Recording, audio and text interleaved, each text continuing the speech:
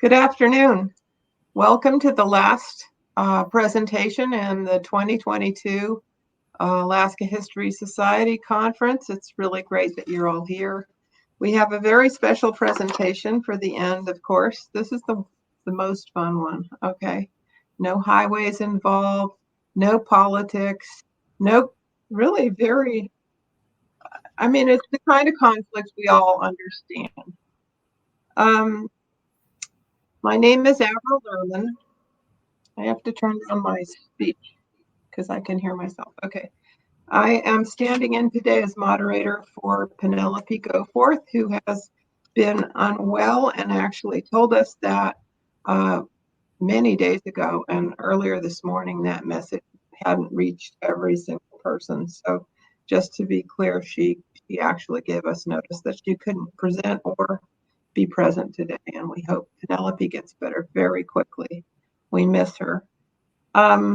This has been a really remarkable conference. I just want to give a few words to the many people who worked for months and months to try and set this in motion, and some of them had a really lion's share. I was not one of them, so I can say this, and I commend them and thank them. I also want to thank all the presenters who make the conference worth coming to. So many people stood up, like the two we're hearing from today, and offered to share their own ideas and their own work with us, and that's what makes the conference worth having.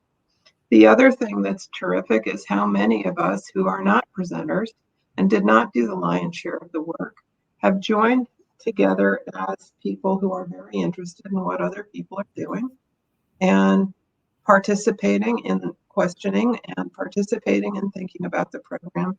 And I just think it's really amazing that people come from all over and can come together virtually like this and do what we're doing.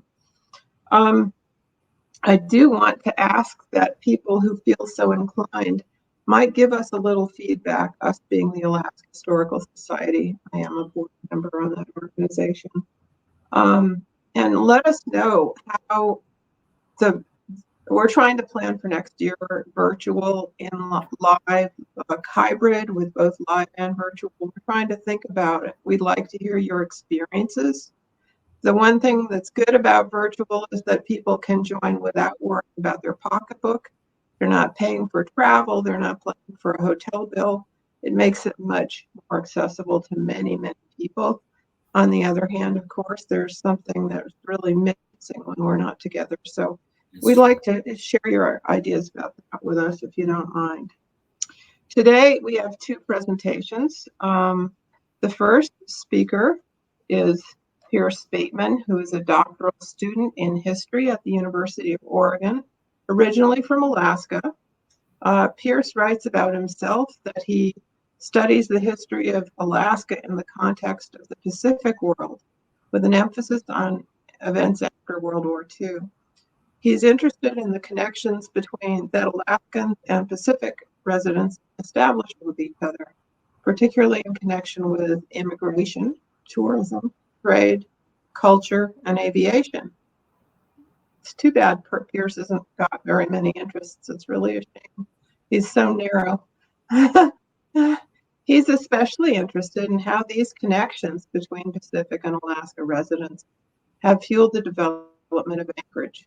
And he's going to share that interest with us today. His topic is a history of Alaska's bids to host the Winter Olympics from 1942 to the present. So thank you very much, Pierce. One other note, I did want to mention that I have had eye surgery in the past month, and I have trouble seeing the little print on my computer. So if you could do me a favor and put your questions for Pierce and Doug Vandegraft, our second speaker, under the Ask a Question, click on the Ask a Question line that's at the bottom of your screen and put your question in there instead of in the chat. There's a much better chance I'll actually see it. So thank you. Awesome. Pierce, thank you so much, Avril, for the introduction. And thank you all so much for coming to the final panel here. Give me just a second and I will share my screen.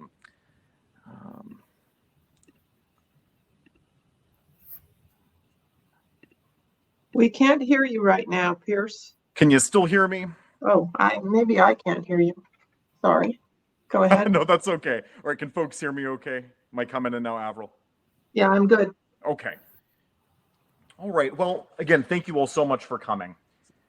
It was in this very month of October, some 37 years ago, that Anchoragites cast their ballots in the municipal election for 1985.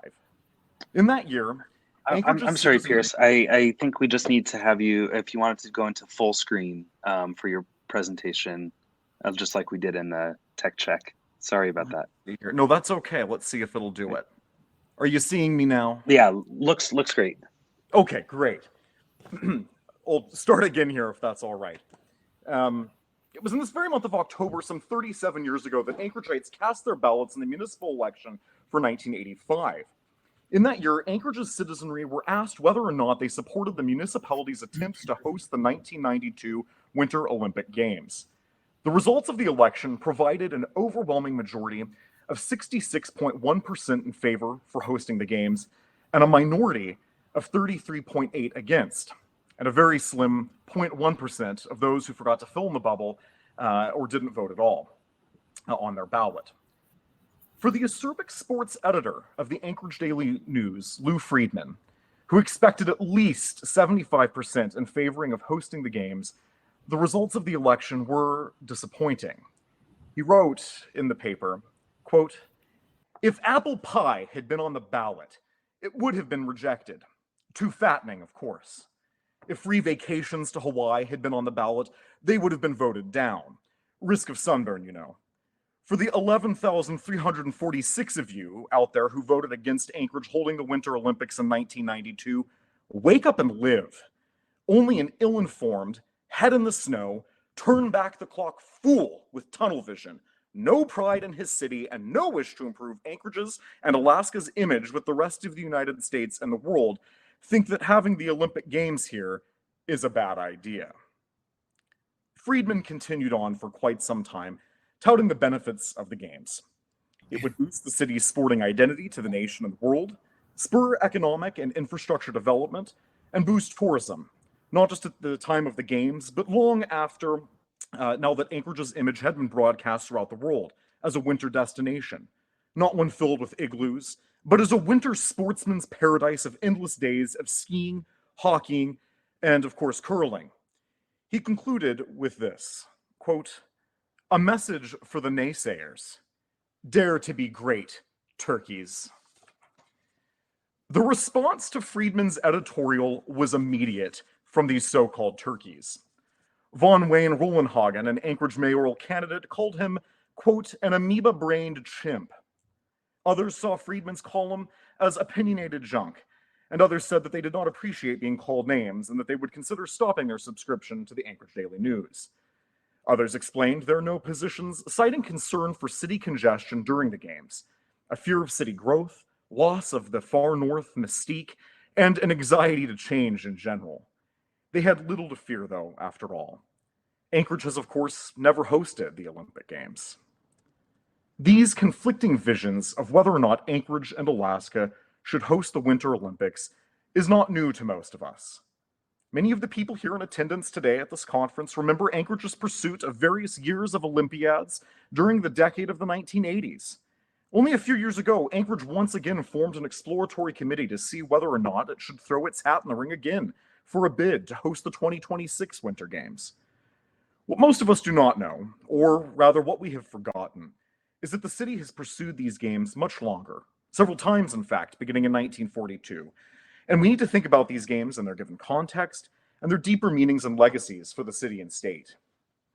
Anchorage's pursuit of the Olympics is an extension of the myriad of perennial late territorial and statehood-era boosters' pursuits to develop the city and state in the face of poor economic conditions.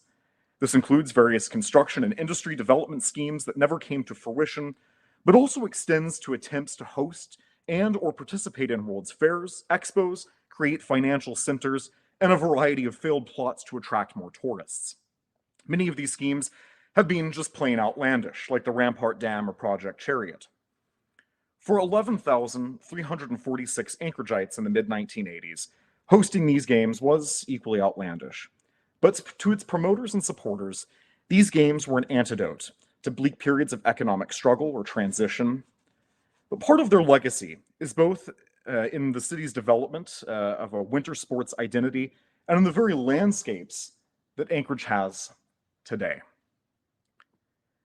So, what I'd like us to kind of look at today is briefly kind of a timeline of the general overall Olympic bid process and Anchorage's kind of fascination with the Olympics overall, dating back to kind of the World War II period all the way up to 2013, but with a special emphasis on the period of the 1950s to the end of the 1980s. And so this timeline kind of orients you to this period. So I'd like to focus on not only these moments where we've bid for the games or had interest in bidding, but also on the boosters that really promoted them.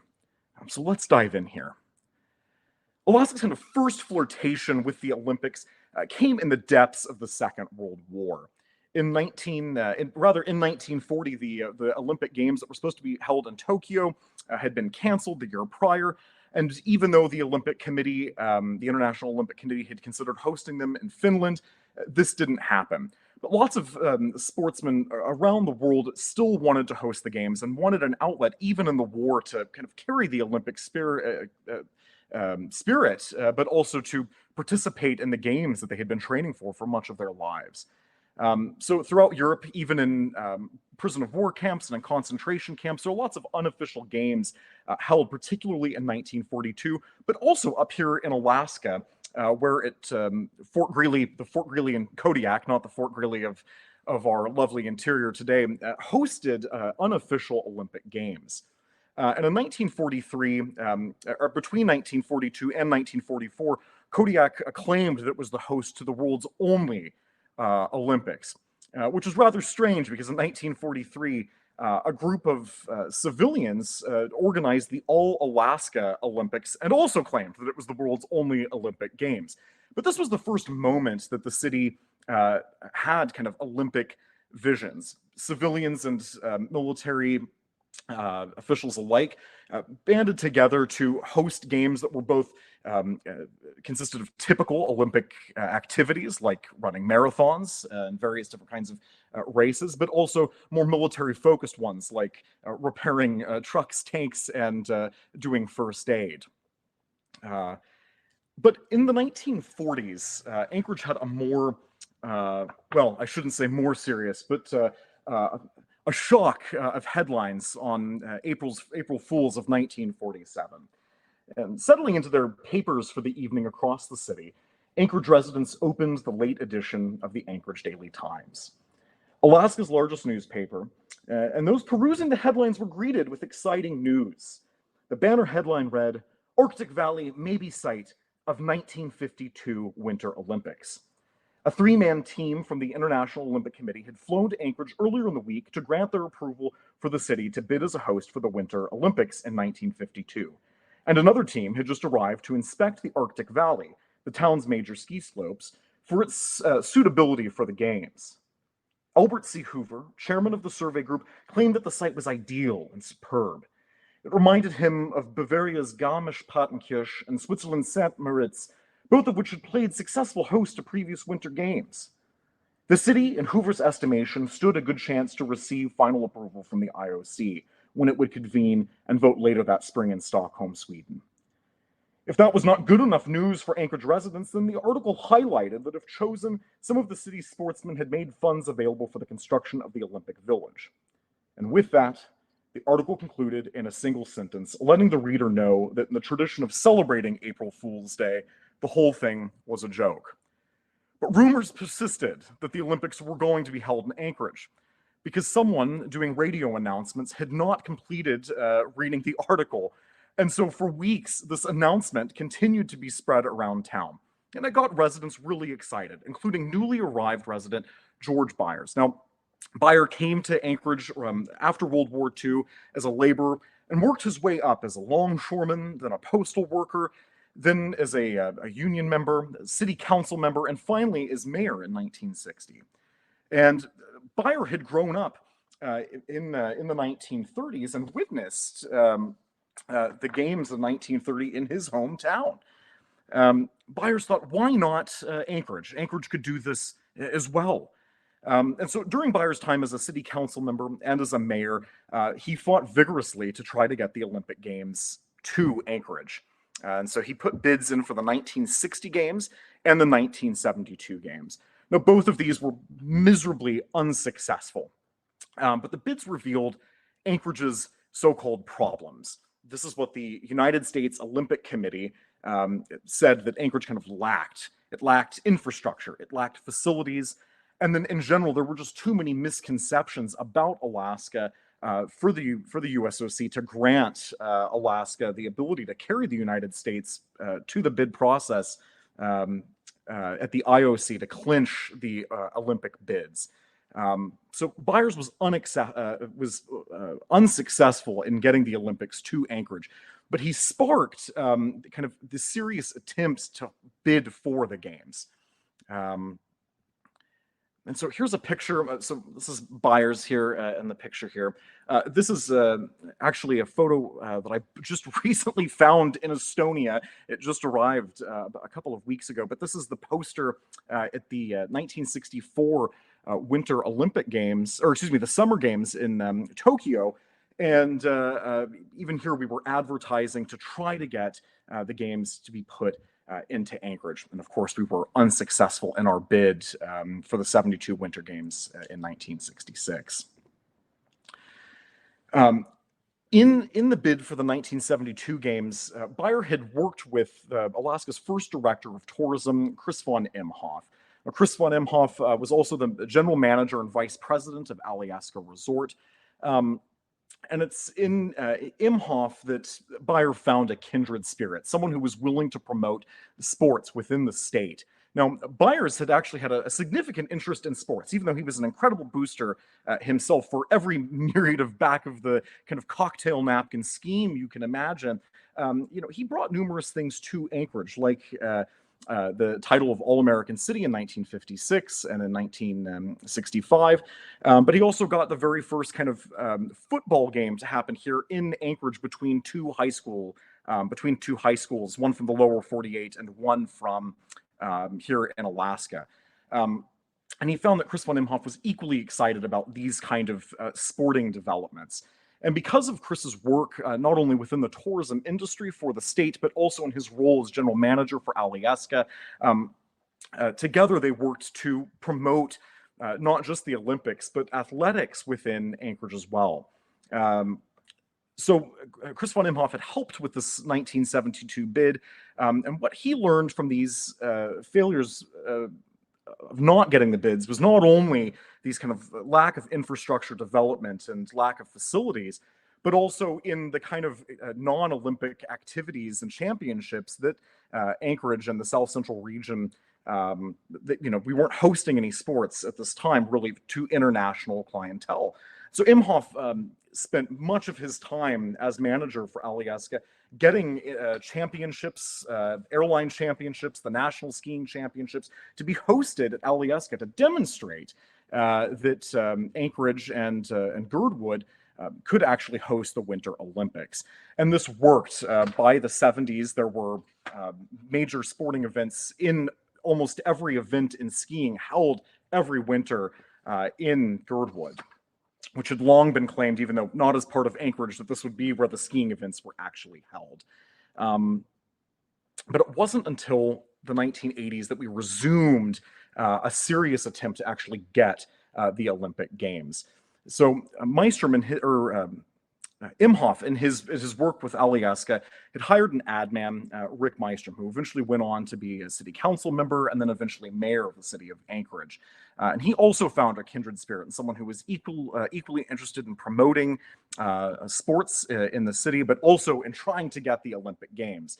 Imhoff had sat for many years, 15 years, I should say, between the last Olympic bid and the next Olympic bids of the 1980s.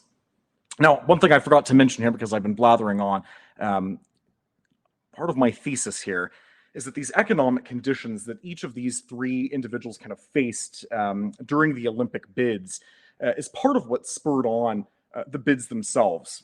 Beyer, in his time as mayor and as city council member, found Anchorage in a period of great transition. In the 50s, one that was entirely dependent on civil defense and Cold War spending that quickly kind of dried up. And then the years after, the immediate years of statehood, in which economic diversification fervor was key. So any kind of development was good development. And so to Beyer, he saw the Olympic Games as a potential opportunity for development.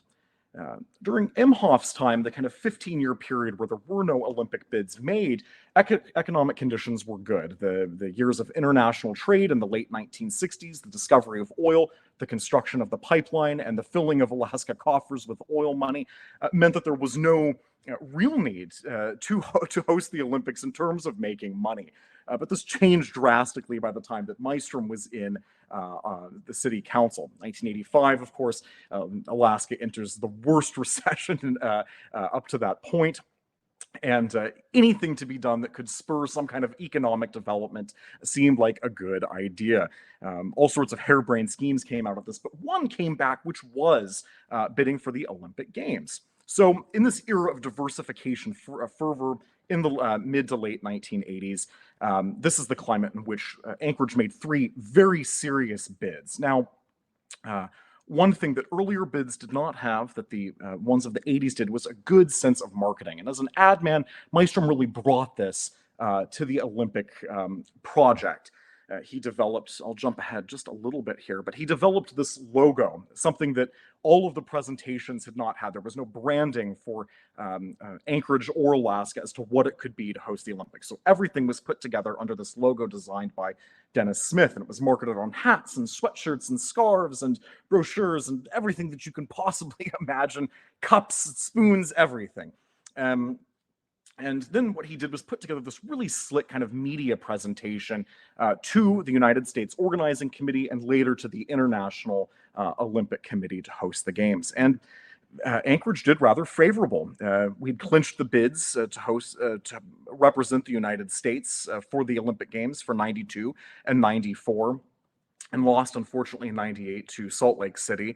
And then advanced in the 92 and 94 bids to the International Olympic Committee, where for the 94 games, we lost, I believe, by only 2 votes on the second round of voting. So we got very close with this, but it's really Mystrom's marketing that brought the presentation over the line, because folks like Imhoff had done a lot of sports promotion to demonstrate that Alaska and Anchorage could actually host these kinds of large sporting events.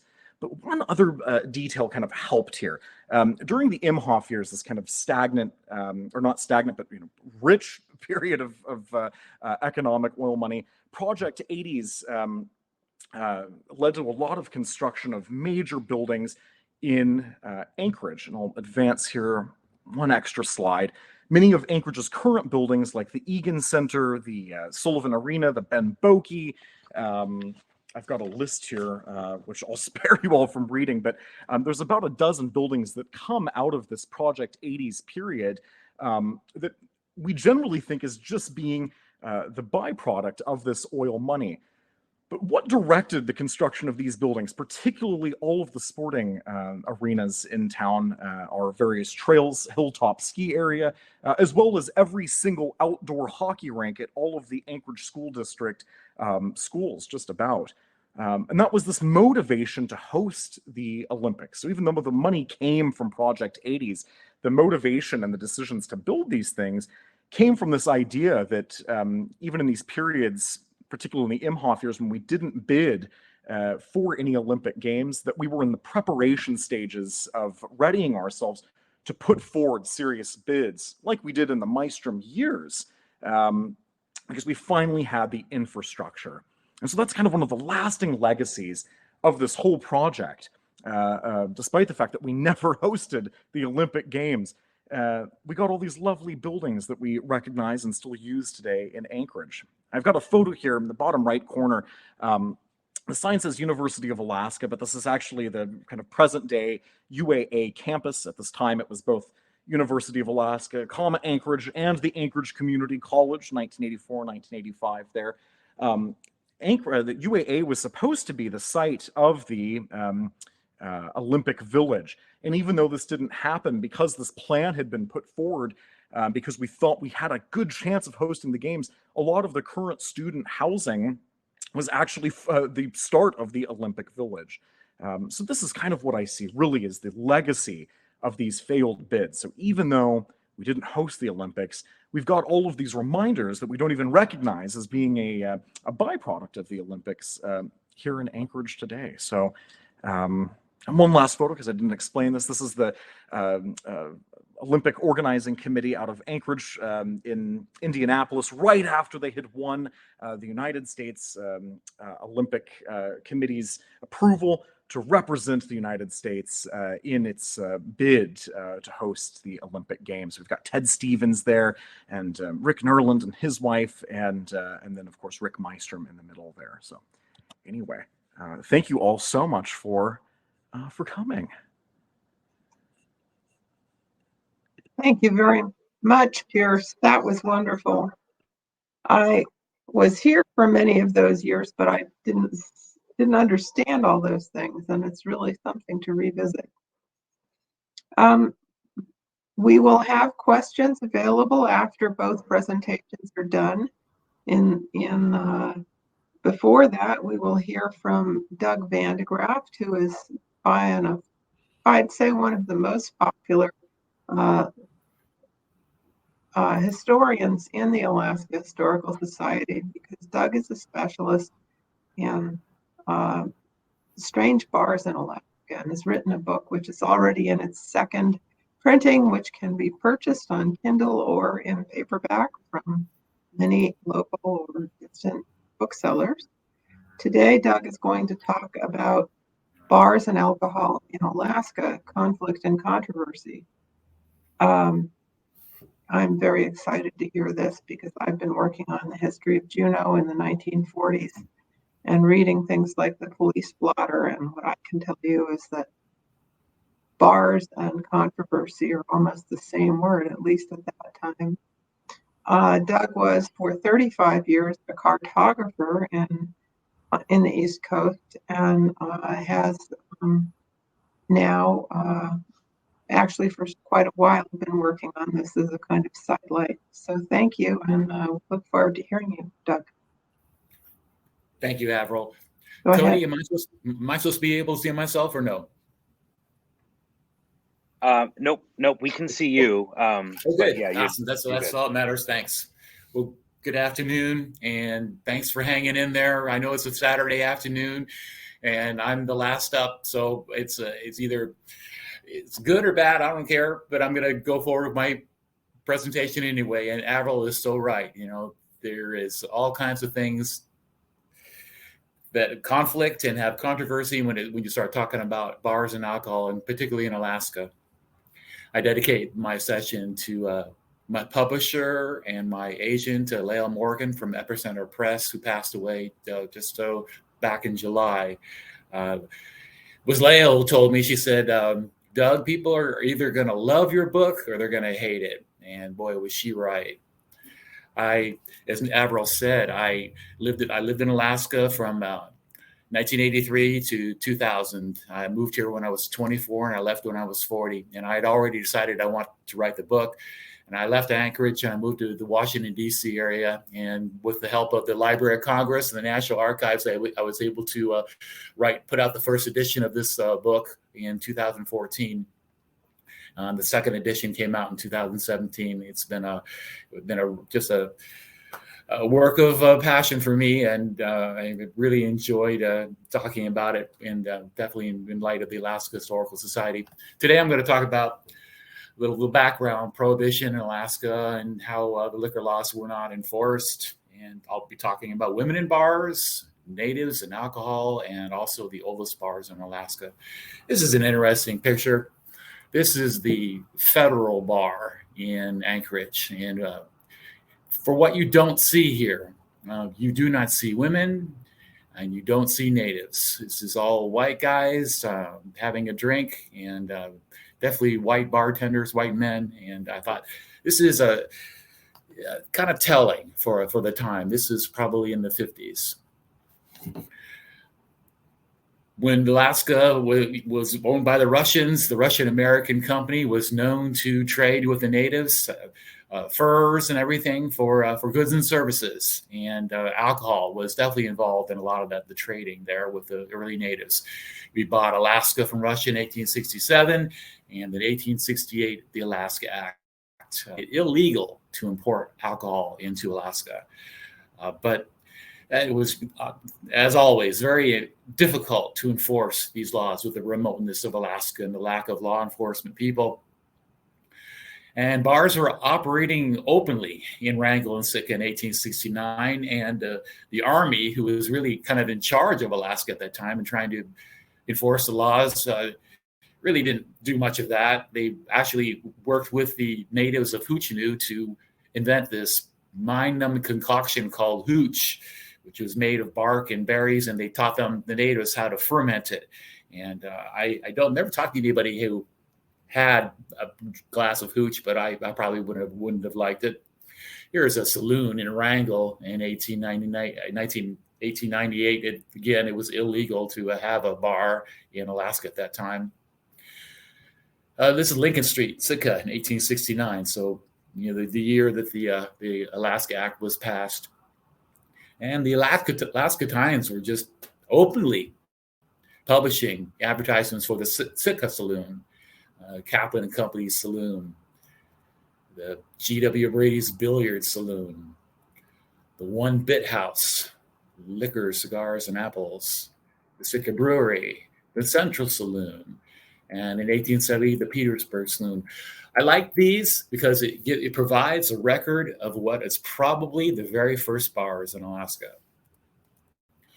The Organic Act of 1884 made it illegal for all alcohol except for medical purposes and scientific purposes also.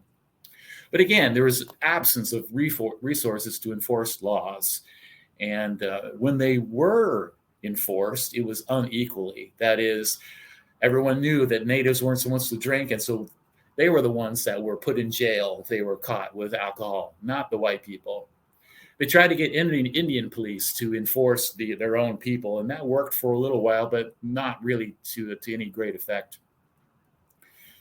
The finding of gold near Juneau in 1880, or what became Juneau in 1880, and the rush to Dawson City introduced Alaska to hundreds and thousands of people. People were coming, to start their lives, looking for fame and fortune. And the United States Congress realized it was just impossible to keep alcohol out of Alaska. So they made it legal in 1899. And the law said it was local option. That is, if you're going to have a bar in a town, you had to get the approval of all the citizens that were within 2 miles of that particular bar. And you needed to have a license. You have to pay for that license. A lot of that money went to the towns themselves. Some towns were just funded entirely by liquor licenses, but it was still illegal to sell to natives. This is license number 1 for July 1st, 1900, to a man who had a bar room in Tanana. Also in that year, in 1900, if you were to go into a saloon, beer would cost you 10 cents. Whiskey was 25 cents. Women were not allowed in the saloons unless you were a prostitute, unless you were an entertainer or a percentage girl. That was a woman that was hired by the bar to get the men to buy more drinks. And she would get a percentage of the cost of that drink if she was successful, usually about 25%. 1912, Alaska becomes a territory. Women were allowed to vote in 1913, and by 1914,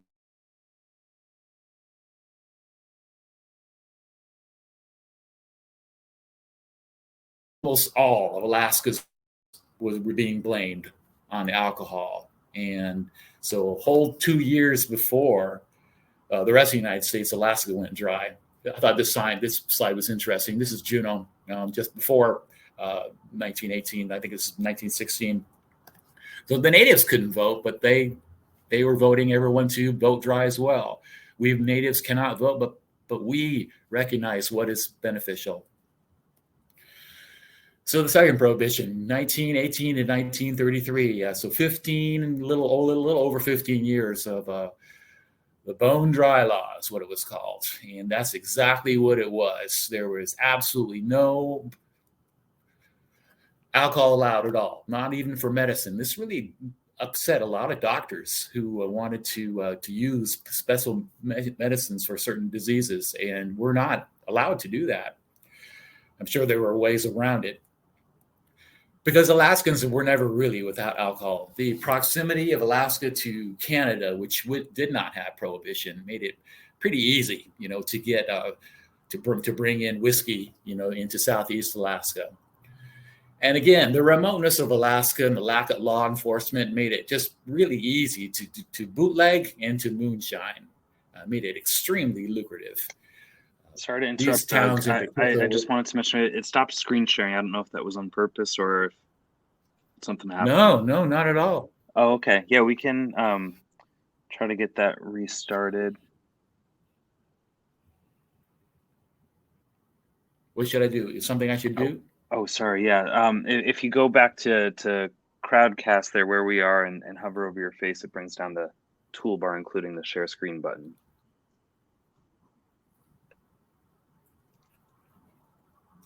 I'm going to minimize the PowerPoint.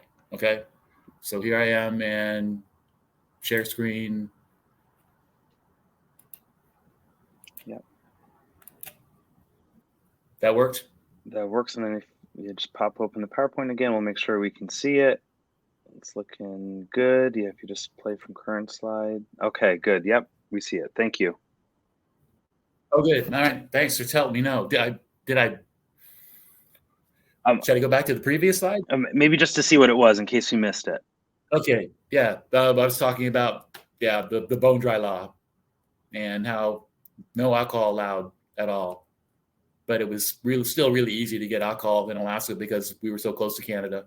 And bootlegging and moonshining, very profitable. These are towns in Alaska that were known for making their own booze: McCarthy, Anchorage, Wasilla, Chickaloon, Nenana, Fairbanks, Tanana, and of course Nome. There was some busts. This is a still that was confiscated in Juneau in the 20s. But really, if you wanted to drink or you wanted to buy some booze and take it away, all you really had to do was find a cigar store or a card room or a soda fountain or ice cream shop. It was these places were disguised, in effect that you could, you could definitely get a soda and an ice cream. You could also get booze at a lot of these places.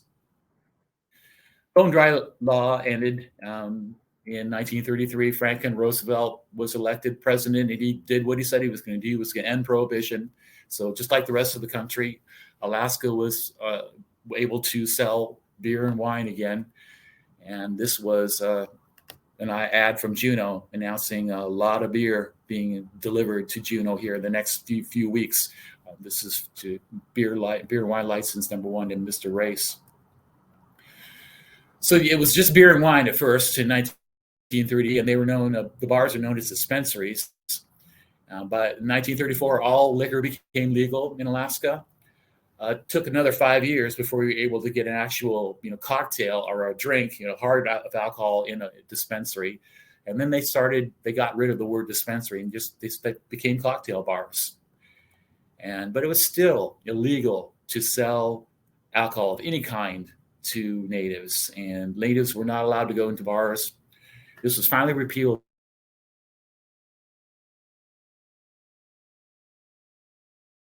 depending on what town you were. If they wanted to drink, might be hard. As a lot of us know, World War II changed Alaska and paved the road to statehood. Air bases and ship harbors and fortifications were being constructed all over the territory. And first road from Alaska to Lower 48 was punched through in 1942. More people coming to Alaska, which means more bars, particularly in Anchorage and Fairbanks. 1959, we become a state. 1974, construction begins on the pipeline, more bars, particularly in Anchorage and Fairbanks. It's amazing when you look at the phone books, and which I've relied on a lot. And just you go from just a couple pages, like in the early 40s, to multiple pages, listings for bars and cocktail lounges and night spots, and amazing how many pages by the time it was, in the 70s. Again, we'll talk about women in bars again. Women were prohibited from tending bar until 1971, unless your name was on the license. Here's an example of that. This was the Ya Sure Club in Homer, where this husband and wife team both had their name on the license, and so she was able to legally be behind the bar. Percentage girls became known as B girls or bar girls. Again, they were very around a lot in bars in Anchorage, Fairbanks, of course, and the practice was made illegal. Again, women trying to get guys to buy more drinks than they should be drinking. It was made illegal in 1959, but the practice still continued, particularly in strip clubs. Talk a little bit about strip clubs for a second. It's been interesting since my book has come out that former strippers have contacted me and wanted to share their stories with me. And it's been very fascinating. They have questions too. But in this case, this lady she's in her 90s now. She lives in California. And she came up to Anchorage in the 50s, and she danced at the Last Chance Club. It was over there on 4th Avenue and Post Road. And it was a highlight of her life. She had only been in Alaska once. She'd never been back. But she just talks really fondly of it. This is her. Notice that she's in a costume, as were all her friends. And on stage there at the Last Chance, she's on the far right. And again, I talked to this lady on the phone a couple of times, and she just speaks so fondly that this is just a wonderful period of her life doing this, which is interesting because when you talk to other strippers, this is not what they wanted to do with their lives. And you start getting into the 70s. This was the Kit Kat Club out on Old Seward. And I talked to another stripper from there, and not such a high point of their life. She wanted to do it, and she recognized it was good money. And back then, they were still wearing costumes. And by the time I got to Anchorage in 1983, and if I were to go to a strip bar normally for bachelor party or something like that, I never really saw costumes. It was these girls were, they're not wearing costumes. That a few years before, that was kind of expected that they would have a whole act, and this one girl I talked to said she used to dress as the Pink Panther and would take off the Pink Panther outfit, to the music of the Pink Panther theme. This is very known the world over, the Bush Company. They're out on International. And notice there's no stripper pole or anything like that, but a very, very nice club. But again, it's interesting that the women that I've talked to about, some of them it's a great point in your life, and other people like, oh, I did it because I had to. Natives and alcohol. Talk a little bit more about that. This is a lot of words here. The main takeaway here is that 11% of the population of Alaska, 50% of the native population of Alaska, live in a place that restricts the availability of alcohol, meaning that you can't, in some places, you can't have alcohol. And that 11% doesn't sound like a whole lot, but when you look at it on a map, that's a big chunk of the state. North Slope and the entire western part of Alaska. All of those towns, they have a say about whether you can or can't drink alcohol in their towns. Noticeably is Nome, right there, kind of like an island and all of that. An island where there are bars, so you can buy drinks and you can buy booze, but surrounded by communities where you can't. Wild place, Nome, and I did some I knew I had to go there before I wrote the book. I have to visit Nome because of the reputation of the bars there. Wyatt Earp had a bar there, and back in 1900. But unfortunately, Nome has a really nasty reputation, for people that come in from the surrounding villages and over imbibe, and sometimes just get thrown in jail, sometimes worse. And we had our conference there, the Alaska Historical Society, in 2018, and I was really excited about going to Nome again. That would be my third trip. I was told way in advance that there will be no bar tour, Doug. The mayor has asked that you do not do a bar tour. You can give a presentation, which I did, but there will be no bar tour.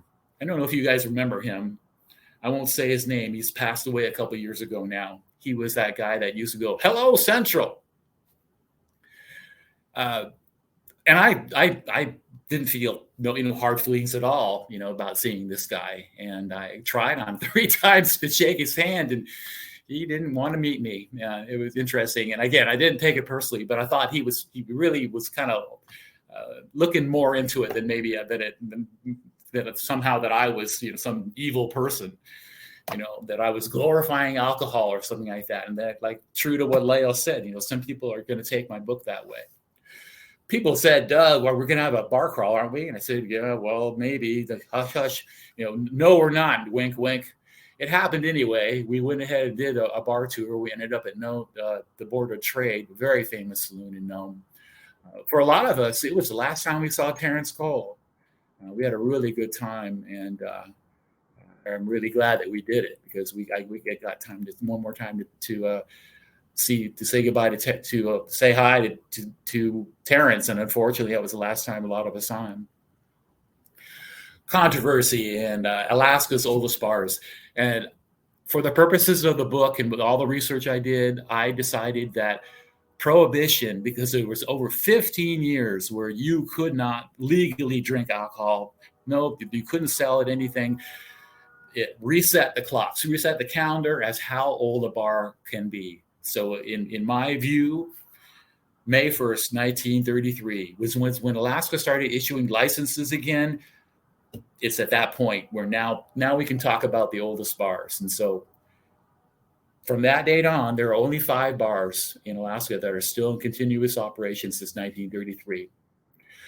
This bar claims to be the oldest bar in Alaska, has for years, the B&B in Kodiak. It's named actually for the original owners, but in the window there it says booze and beer.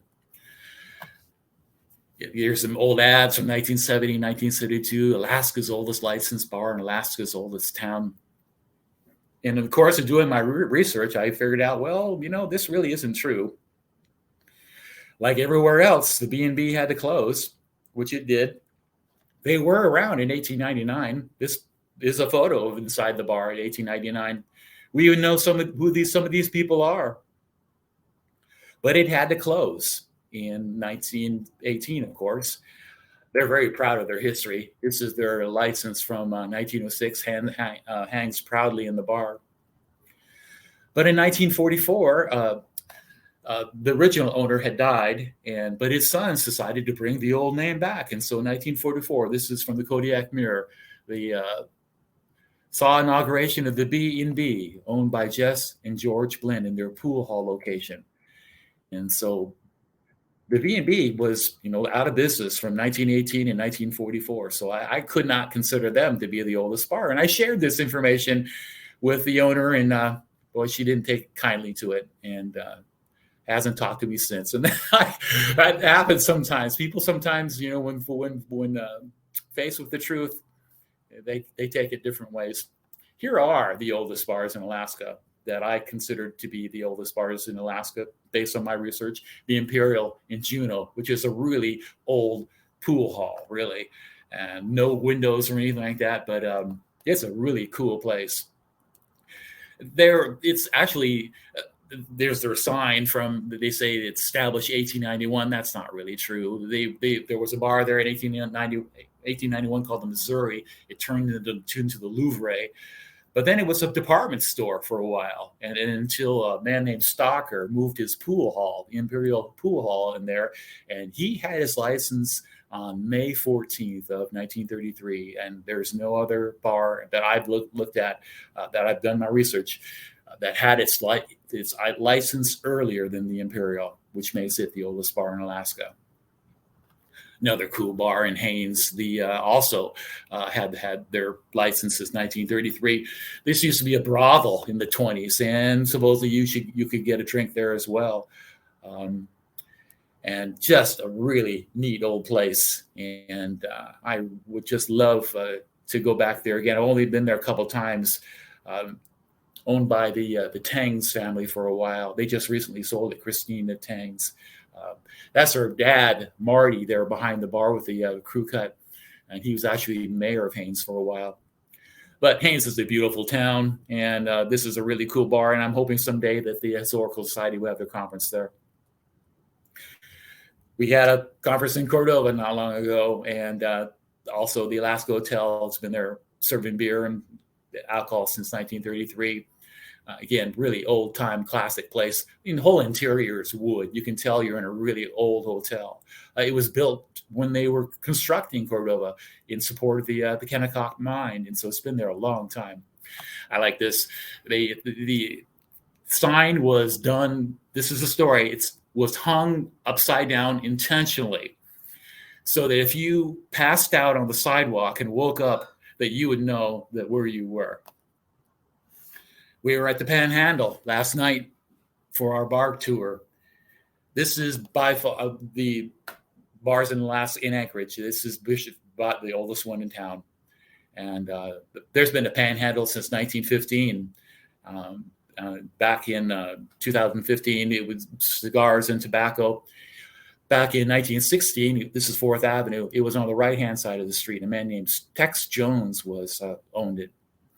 But by 1933, Mr. Campbell was selling. It had switched to the other side of the street, and it had become a dispensary. And it says right there on the window, the Panhandle Dispensary. And just a really classic old-time bar. It's been a continuous operation, not counting license suspensions, since 1933. And in the basement is an old underground kind of private club they call the Silver Slipper, and on the floor is this image, this beautiful, I think, painting of a silver slipper. Wendy Williamson, who after the auditorium there on UAA is named after, he actually played piano in this place. The Big Eye, the International in Fairbanks, also classic old time bar. It was a hotel, the International, during the 20s. And they were able to get their license in 1933 to start selling beer. It is just a classic old time. It has survived fires, it's survived floods, and they're very proud of their history as well. And really neat place to go into, and lots of typical of a lot of old bars, lots of photos of patrons who've come and gone, and that people want to remember them. I'm really easy to find on my website. And if you got a question, either today or in the future, please let me know. Thank you very much, Doug. That was wonderful. We have a time now for some questions. I'm trying to close off there we go. And if possible, I see there's some questions, and ask a question. And there's one question that was, or maybe it's been moved by our helpful technical assistant. No, there's one other question that's in the chat. Maybe we could start with that. Ron Inouye asks a question for Pierce. Pierce, how are the cities vetted for Olympic consideration?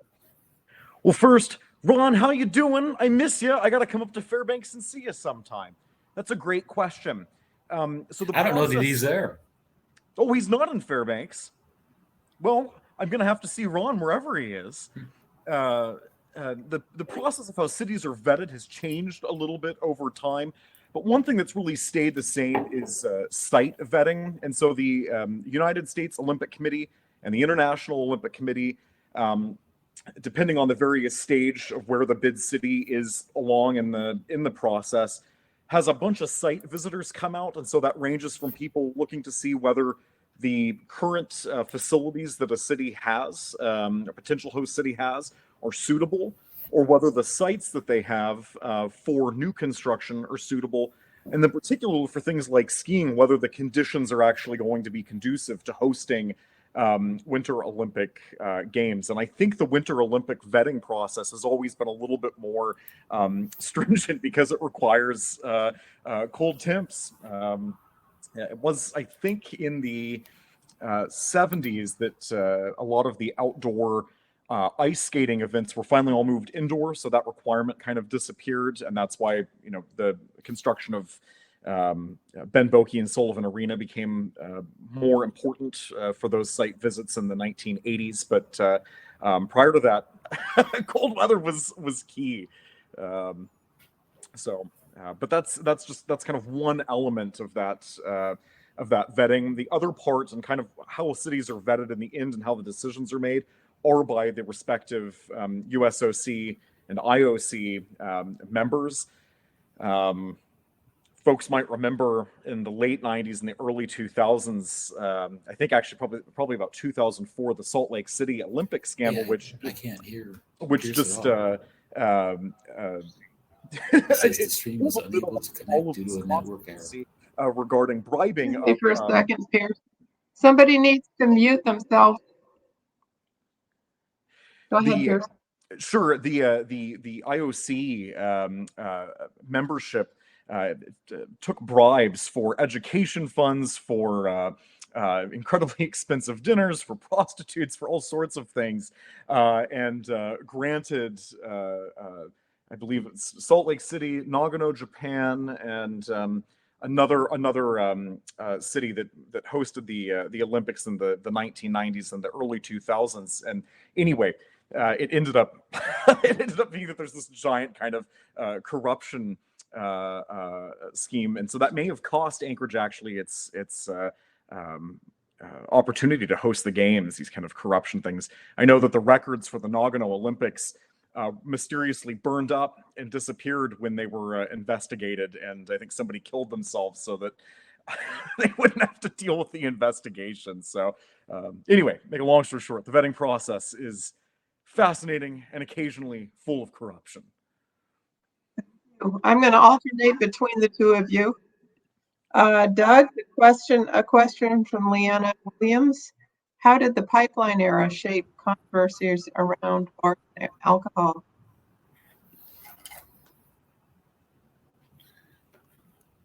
Can you hear me? Now we can. Okay, what was the question again, please? How did the pipeline era shape controversies around bars and alcohol?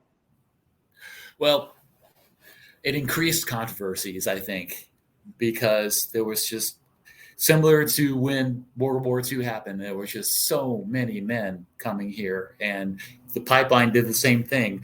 Lots of men, and I think it had an effect, as I was alluding to, definitely with the strip bars. That men, just the amount of men and what they wanted to see. There were some bars that were killed off in Anchorage because they were classy, and the construction workers didn't want to go to classy bars. They wanted to see naked women. So the sleaze factor kind of came in when you have a lot of men and not a lot of women. That changed over time. The time that I lived in Anchorage, I watched it change, where it just, when I first moved there, we would go to a restaurant or bar, and it was obviously, how many more men there were than women. But that changed, and it's just mere periods in time, World War II and the pipeline era, where the amount, if there's more men than women, it has a factor. It is definitely an influence in what the kind of entertainment you'll see, particularly in a bar.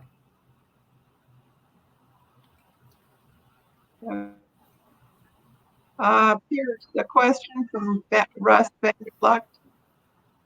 Pierce, based on your research and the arc of history, thus far. Do you think we'll see a Winter Olympics in Alaska during our lifetime?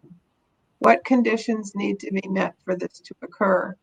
And I'd like to move in another question that came from Leanna Williams regarding Special Olympics. Didn't we have a Special Olympics in Anchorage? I think. Oh, sorry, that's from Vicki Weithenbaugh, saying that there was a Special Olympics. So if you can answer those two together, that would be awesome. Sure. So I'll tackle the first one first. Anchorage's possibility for hosting the Olympics.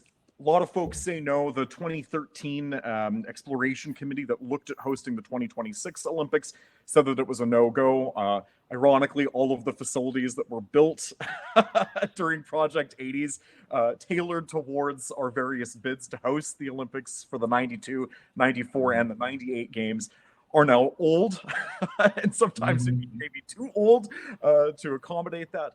Also, the nature of the games have shifted a lot. In the 1980s, this is kind of the period where Olympics really makes its full transition away from amateur sportsmanship to this kind of professional arena, and at which a lot of money can be made, which gives rise to this kind of corruption as well in this period. And this comes from the television broadcasts on that. Now, what that's meant is that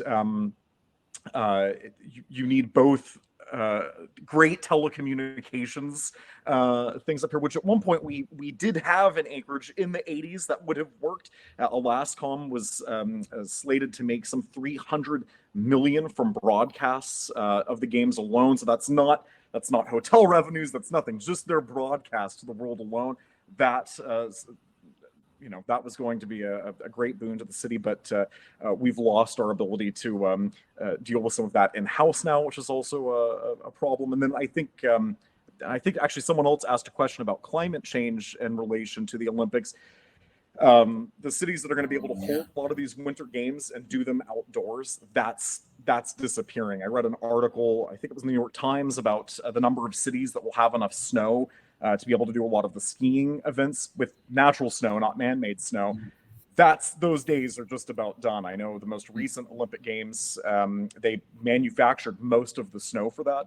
So that's going to be another piece of infrastructure that we build with technology. We're going to have to, turn all of our ski slopes into man-made snow if we don't have the seasons for it. That'll be an additional cost. So I have my hopes up, but I don't think it's likely. And then for the Special Olympics, yes, we did host that a couple of years ago. And I know that Ted Stevens, I believe his bill, the Olympics, I can't think of the title of that bill. It's the Ted Stevens something or another Olympics and Special Olympics bill in the 70s. Ted Stevens did a lot to promote the Special Olympics and get those up to Alaska. But I have not done as much research on the Special Olympics. I focused just on the Olympics in this period. So it's something I should add to my research, these more recent Special Olympics events. Oops, thank you very much, Pierce. A question to Doug from David Ramser. Has alcohol consumption in Alaska declined in recent years with trends toward more healthy living? Or do we still lead the country in drinking per capita? That's a really good question, and I could take a guess, but I don't know. I know that we had that reputation for many years of the most amount of alcohol consumed. That was for sure in the 50s. David, I don't know for sure. I'm not going to guess, so I don't know. Okay. When somebody says they don't know the answer, means that you can probably believe what they say on other answers. So thank you. Pierce, the question from Leanna Williams. You showed Senator Stevens in one photo. Were other members of Alaska's congressional delegation involved in these Olympic bids? And if so, how? Okay, so very much so. So there's just not enough time to get into this in my presentation, and I'll preface the rest of my answers to any questions that I've got an article coming out on this, I hope in the spring issue of the Society's Journal. So hopefully this will answer some of these questions. But congressional involvement, is key to the Olympics. The United States Organizing Committee has got both state individuals, but also senators and congressmen on it as well that make some of these determinations. So Ted Stevens' support for the Olympics greatly helped Anchorage's various bids, but both Don Young and Mike Revelle were involved in these as well. I know in the discussions in the 70s, when we weren't making a bid, this period still marked an interest in possibly bidding again in the future. And so one of the things that Mike Revelle helped to do was figure out, well, how are we going to host all of these potential visitors to Anchorage? There aren't enough hotels in town.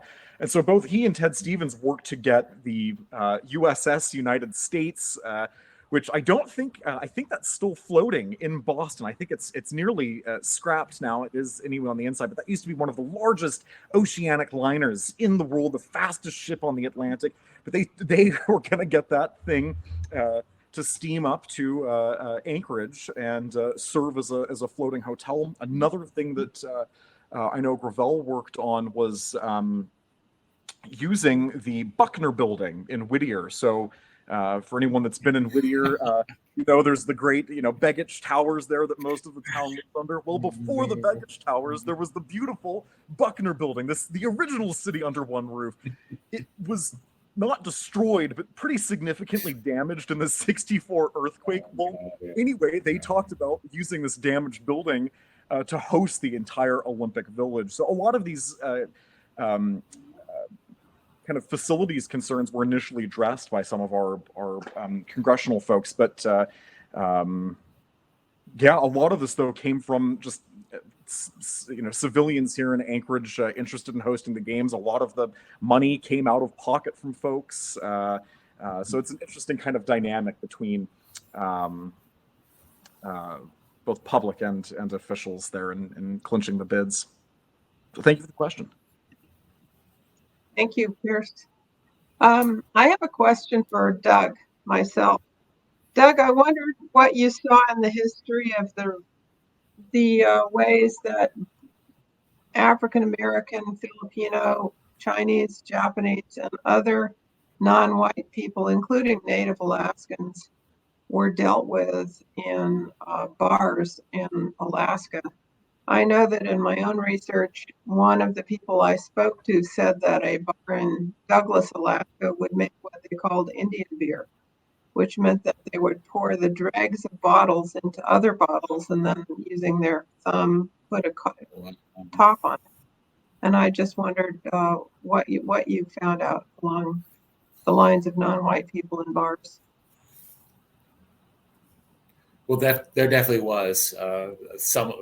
I had not heard the Indian beer story before, but I totally believe it.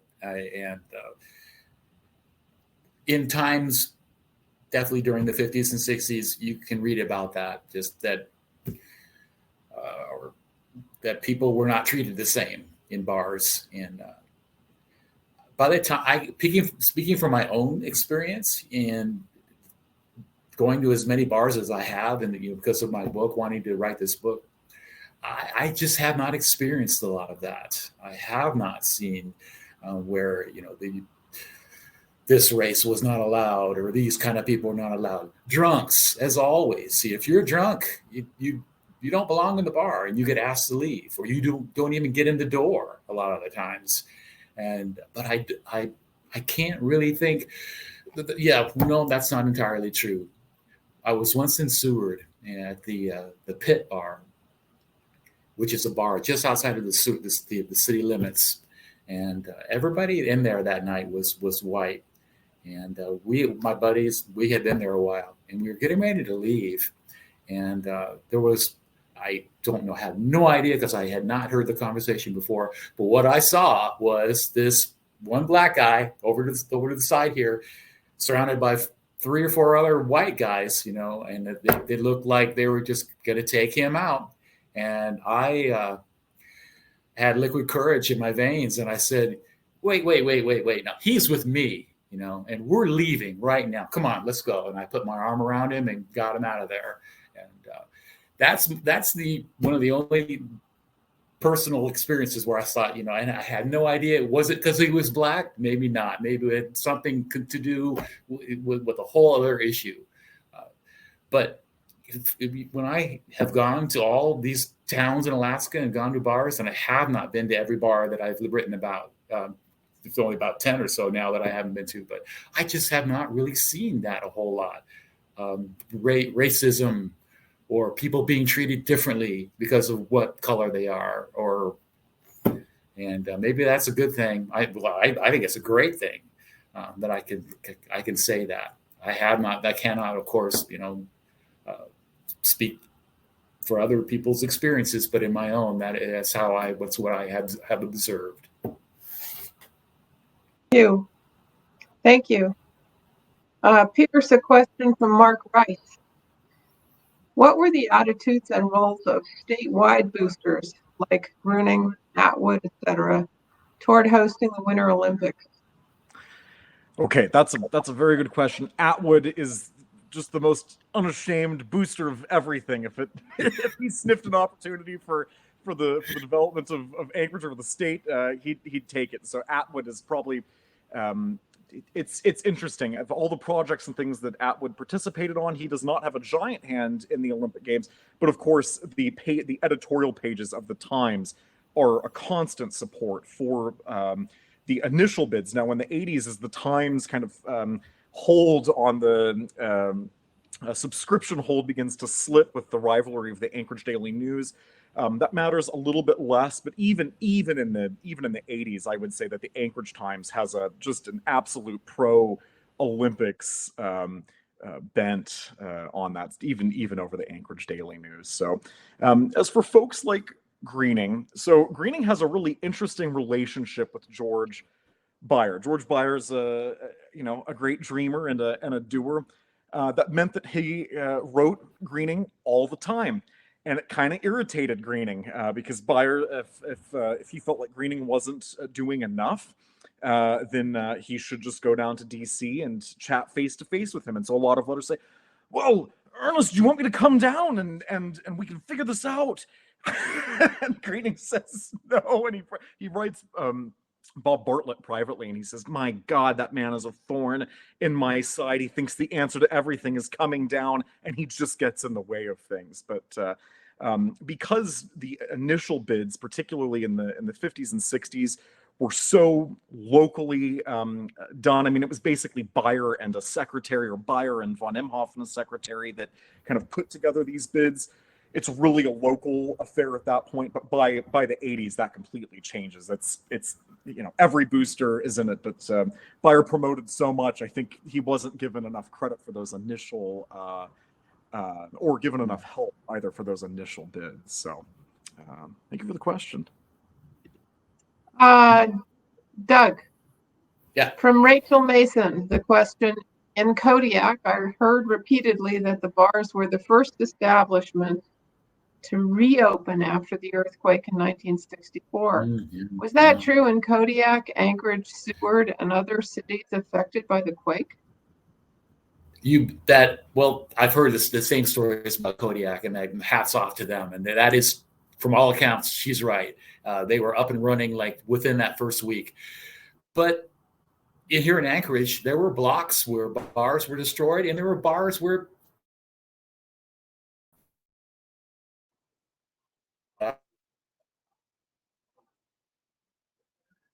I don't hear you, Doug.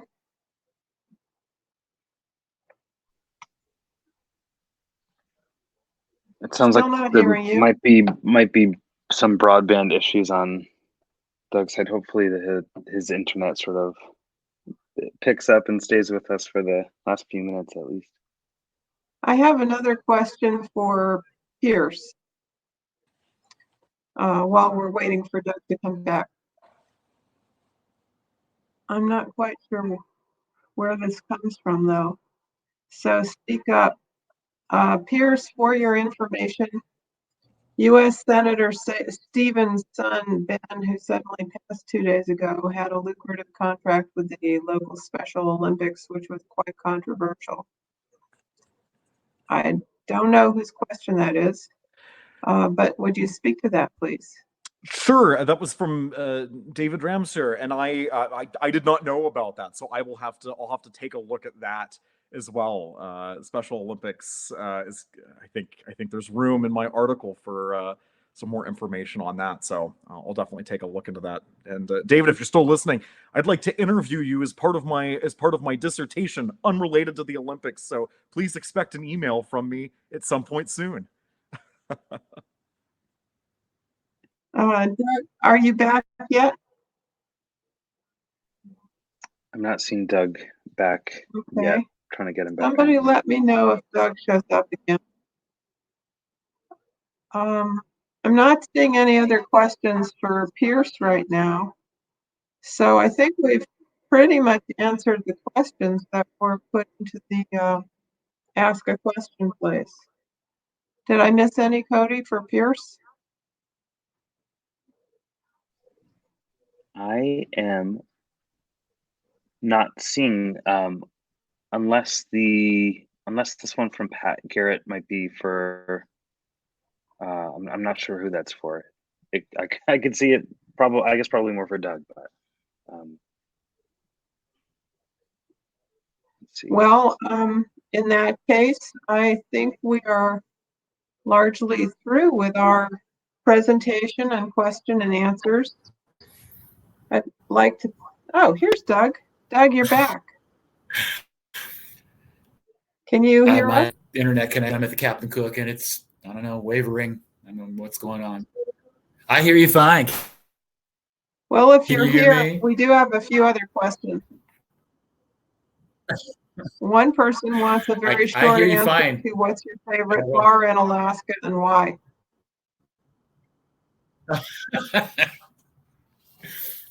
I can't answer that. You give me a town, give me a city or town, and I'll tell you what my favorite bar is. But no, I cannot say I have a favorite bar in Alaska. No, I don't answer that question. Okay. Pat Garrett says, seems like Southeast Asia conflict, generally known as the Vietnam War. The hours of bars were 7 a.m. to 5 a.m. and filled with GIs coming and going. Have you paid attention to that part in Anchorage? We were a fueling station.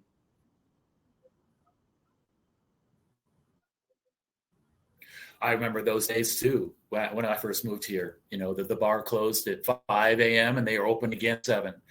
And those days are long gone. They started definitely in Anchorage for sure. Tony's changed all that. Far as I know, bars still. I think in Anchorage they close. They're definitely closed by 3. And no, they don't. They're not open again. Sometimes till depends on what day. But no, those days are long gone. Okay, and one final question for Doug.